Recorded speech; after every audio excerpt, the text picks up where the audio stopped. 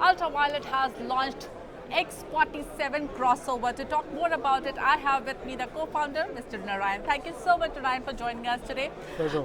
First question, interesting product. What is your TG? What is it? What market segment are you targeting with X47? Sure. I think the name, the X47 Crossover, says a lot. What we're looking at in India now is the varied kinds of terrain that we all go through, from urban roads to patchy roads to the off-road weekend rides. So we wanted to develop a product that essentially becomes your Swiss Army knife that cuts through segments, right? In motorcycles, we've got sports, street, roadsters, adventure segments.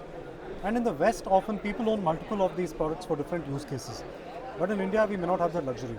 I think we've spec'd and designed a product that can cut through, like I mentioned, take care of all your urban and urban plus riding requirements, put a lot of innovation in terms of safety as well. First company in the world to introduce radar intelligence called the UV Hypersense in an affordable price band, right? And along with radars, we've got onboard chargers.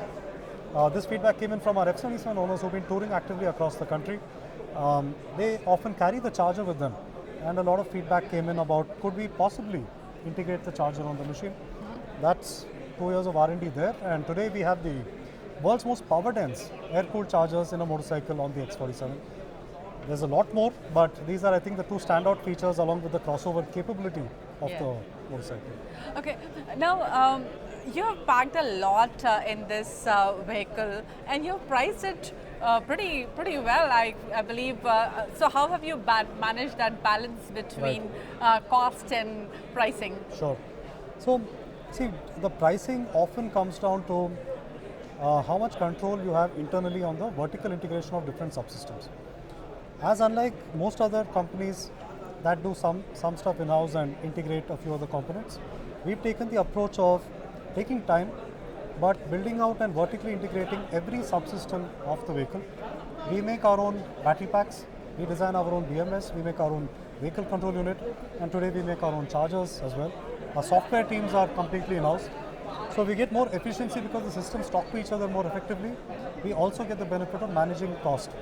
Right? So today, the EV industry is not yet at where the IC world is at in terms of cost structures. Yeah, of course. Because you're competing in a few years a well-oiled machine that has been around for 5-6 decades. Yeah, right? they have the economies of scale. You have to develop that. Yes, but I think starting point is owning the technology, and economies of scale I think will kick in the next 2 to 3 years, and we should be quite competitive.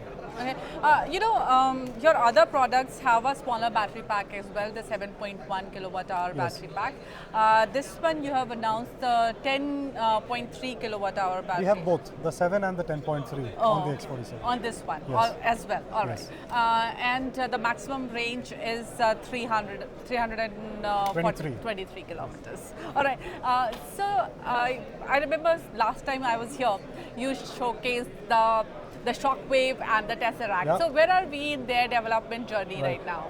So Shockwave and Tessaract... They were concepts, so by when do we expect them to be on the market? No, R&D is on at full speed. Production expansion is also in progress. We should be looking at early 2026.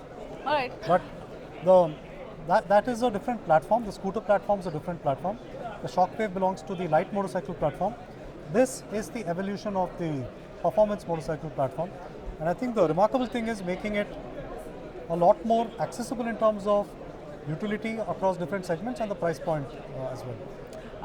The reason I'm asking about Tessaract is because scooter segment, especially in electric vehicles, there are very few motorcycle players anyways in electric vehicle. You are one of them. But scooter segment is the segment which gets the maximum numbers. Right. So that's the reason why I'm asking what is it that when can we expect it, and also when you are doing your production planning.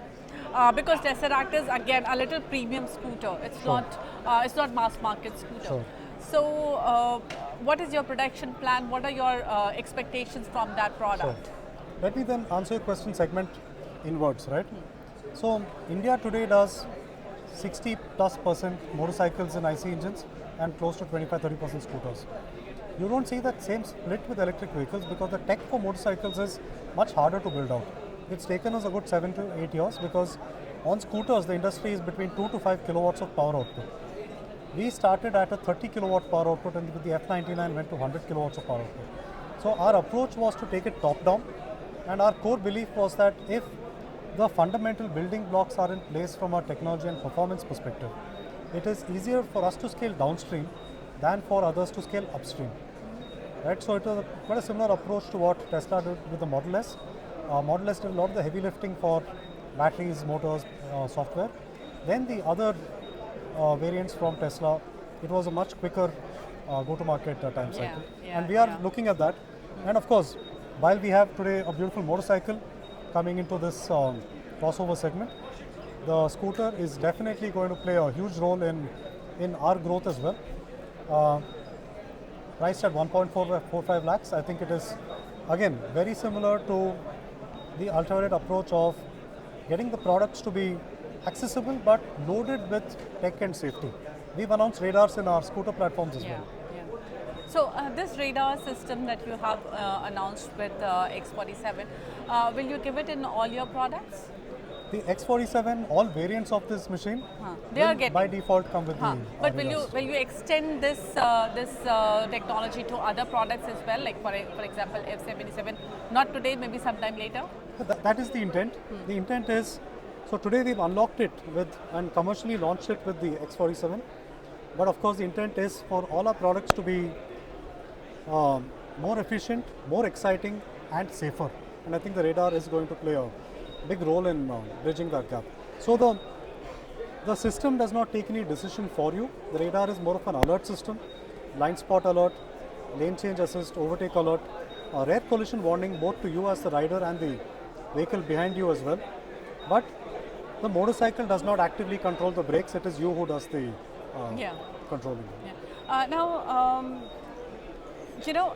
you were telling in your presentation that last year in September 24 you had one showroom, and now you are one city. Now you are in 30 cities, and there are 10 countries that you are presented in Europe and Nepal, so 11 countries in total.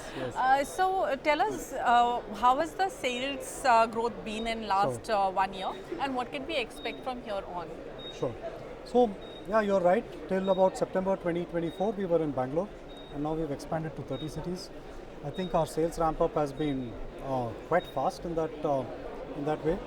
And with the X47, I think we're going to expand into a different set of segments in terms of both the market and the price points as well.